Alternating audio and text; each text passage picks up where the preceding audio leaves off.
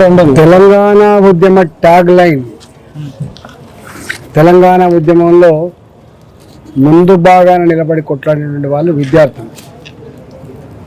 తెలంగాణ వ్యాప్తంగా గత అనేక సంవత్సరాలుగా 30 లక్షల మంది నిరుద్యోగ యువత జీవితంలో ఉద్యోగం సంపాదించాలి, పెళ్లి చేసుకొని కుటుంబాన్ని పోషించుకోవాలన్నటువంటి ఈ ఆశయం, ఈ సంకల్పంతో అయితే కష్టపడి చదివినరో లైబ్రరీలలో 5 ఏళ్ళుగా 6 ఏళ్ళుగా 10 ఏళ్ళుగా కళ్ళల్లో వత్తులేసుకొని పొద్దున 8 గంటల నుంచి రాత్రి 8 గంటల వరకు పెళ్ళైనటువంటి ఆడపిల్లలు ఇలా ఉద్యోగాల కోసం చదివినరో గత 10 సంవత్సరాలుగా ఎక్కడ కూడా గ్రూప్ 1 ఎగ్జామ్స్ కండక్ట్ కాలేదు, రిక్రూట్ కాలేదు.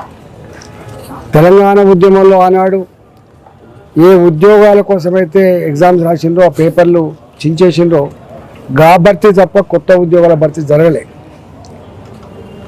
10 ఏళ్ల కాలంలో కేసీఆర్ గారి మాటలు నమ్మినటువంటి యువత మోసపోయినామని చెప్పి గమనించి ఈ ప్రభుత్వాన్ని గద్దె దించాలి, గద్దె దిస్తేనే మాకు విముక్తి అని చెప్పి భావించి మొత్తం యువత పట్టుబట్టి ఏ కాంగ్రెస్ పార్టీ అయితే ఆనాడు ప్రజాక్షేత్రంలో మాటలు చెప్పిందో, మేనిఫెస్టో ఆవిష్కరించిందో దాన్ని నమ్మి ఓట్లు వేసింది.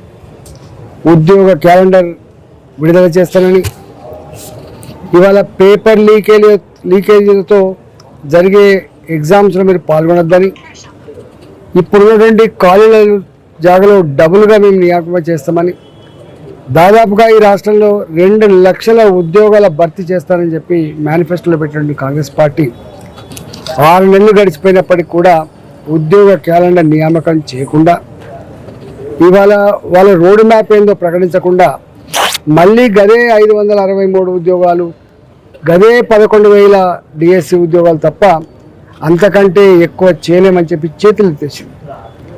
వాళ్ళు 4 కోరుతున్నారు. ఒకటి, మీరు మేనిఫెస్టోలో రాసినట్టుగా ప్రజాక్షేత్రంలో హామీ ఇచ్చినట్టుగా 2 లక్షల ఉద్యోగాల భర్తీ చేస్తారా లేదా ఒకటి.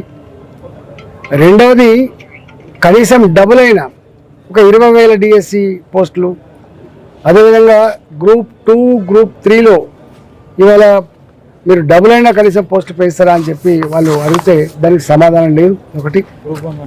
రెండవది, గ్రూప్ 1 ఎగ్జామ్స్లో గత 10 ఏళ్ళుగా చదువుకుంటున్నటువంటి విద్యార్థులు అనేక సార్లు ఎగ్జామ్ రాసి ఉన్నారు కాబట్టి వాళ్ళకి దాదాపుగా ఒక్కొక్కరు ఒక ఉద్యోగానికి 700 మంది రాస్తూ ఉన్నారు కాబట్టి సంఖ్య పెరిగింది. కాబట్టి గతంలో ఒక ఉద్యోగానికి 200 మంది 300 మంది రాసే జాగాలో ఒక ఉద్యోగానికి 800 మంది రాస్తూ ఉన్నారు కాబట్టి విద్యార్థుల సంఖ్య పెరిగి ఉంది. కాబట్టి వాళ్ళు అడుగుతున్నది ఒక ఉద్యోగానికి 100 మందిని ప్రిలిమ్స్లో సెలెక్ట్ చేయండి అని చెప్పి చిన్న డిమాండ్. అది పెద్ద ఇష్యూ కూడా వాళ్ళకి సంబంధించింది. ఏం కోరుకుంటున్నారు? 10 సంవత్సరాల కాలంలో చదువుకునే దానికి కనీసం ప్రిలిమ్స్ పాస్ అయితే మళ్ళీ పట్టుదలతో చదువుకొని ఉద్యోగం కొట్టాలని చెప్పి కాంపిటీషన్లో పాల్గొనాలని చెప్పి వాళ్ళు భావిస్తూ ఉంటే దాన్ని కూడా అంగీకరించట్లేదు. దానికి ఏం ఫైనాన్షియల్ బర్డెన్ లేదు, దానికి ఇంకా వేరే రకమైన ఏమి లేదు, ఇంకెవరు యాక్సెప్ట్ చేయాల్సిన లేదు, అది రూల్స్కు విరుద్ధమైనది కూడా కాదు. నెంబర్ 1 డిమాండ్ అది.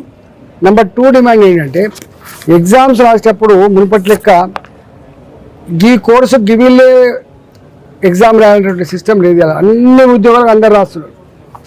ఎవరిని కదిలించినా కూడా అన్ని ఉద్యోగాలకు ఎలిజిబిలిటీస్ ఉన్నాయి. డబుల్ పీజీలు, పిహెచ్డీలు, ఎంఫీలు చేసిన వాళ్ళు, ఎంటెక్ చేసిన వాళ్ళు, ఎంసీఏలు, ఎంబీఏలు చేసిన వాళ్ళు. కాబట్టి టీచర్ నౌకర్ నుంచి మొదలుపెట్టి గ్రూప్ 4 వరకు కూడా అందరు రాస్తున్నారు. నేను గ్రూప్ 1 చేయాలి, నేను గ్రూప్ 2 కొట్టాలంటే సంకల్పం లేదు.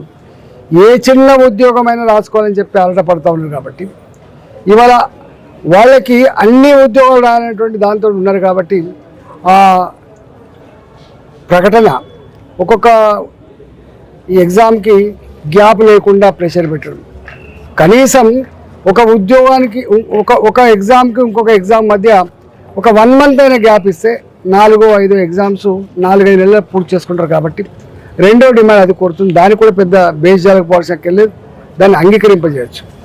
మూడో డిమాండ్ ఏంటంటే వాళ్ళు కోరుతున్న వల్ల ఇవాళ ఉద్యోగ క్యాలెండర్ ఎప్పుడు ఇస్తారు విద్యార్థులు చర్చ జరపమంటున్నారు. ఒక్క మంత్రి కానీ ఒక ఎమ్మెల్యే కానీ రిస్క్లోకి వస్తలేరు. ముఖ్యమంత్రి అయితే ముఖమే చాటేసుకుంటా పోయిండు. ఇవాళ ఇక్కడ మోతీలాల్ నాయక్ గత 7 రోజులుగా గాంధీ హాస్పిటల్లో చావు బతుకులలో ఉన్నాడు. ఇవాళ అన్నపానీయాలు మొత్తం బంద్ చేసుకొని నాకు ఏదో ఒక రకమైన గవర్నమెంట్ హామీ స్పష్టత రాకుండా అయితేనా నా శవయాత్ర జరగాలి, లేకపోతే నాలాగా చదువుకొని నిరుద్యోగ బిడ్డలుగా ఇవాళ నరకం అనుభవిస్తున్నటువంటి నా నిరుద్యోగ యువత కన్నా మేలు జరగాలి, ఉద్యోగాలు రావాలని చెప్పి ఏ సంకల్పం అవుతుందో దాని మీద ప్రభుత్వం వెంటనే స్పందించాలని చెప్పి నేను డిమాండ్ చేస్తా ఉన్నాను. భారతీయ